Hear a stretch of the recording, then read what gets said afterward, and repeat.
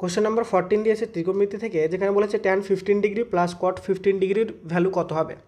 তো এইটা আমরা হচ্ছে বেসিক ফর্মুলাতে, অর্থাৎ tan = sin বাই cos এবং cot = cos বাই sin যদি ভেঙে সলিউশন করি তাহলে এটা কী হবে দেখো।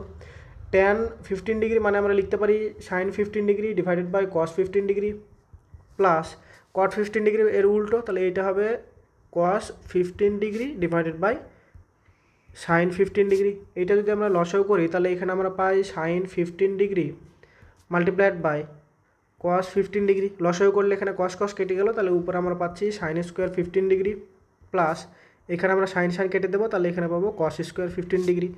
এবার আমরা জানি যে sin square theta plus cos square theta = 1 হয়, অর্থাৎ থিটার ভ্যালু যদি একই হয় তাহলে sin স্কোয়ার আর cos স্কোয়ারের যে যোগফল সেটা 1 হয়।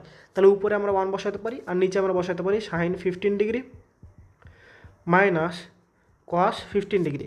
আবার একটা ফর্মুলা আছে 2 sin theta multiplied by cos theta হয় sin 2 থিটা। এইটাকে আমরা এখানে কাজে লাগাবো দেখো।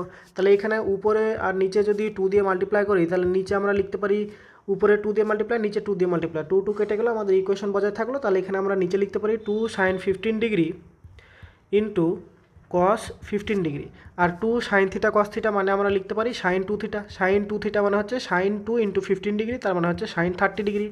তাহলে 2 ডিভাইডেড বাই আবার হচ্ছে sin 30 ডিগ্রির ভ্যালু মানে হচ্ছে হাফ। তাহলে এখানে যদি হাফ লিখি তাহলে 2/2 মানে হচ্ছে এইটা 2 মাল্টিপ্লাইড বাই 2, তার মানে হচ্ছে 4 হয়ে গেল উত্তর, যেটা আমাদের অপশন নাম্বার 1-এ দেওয়া আছে।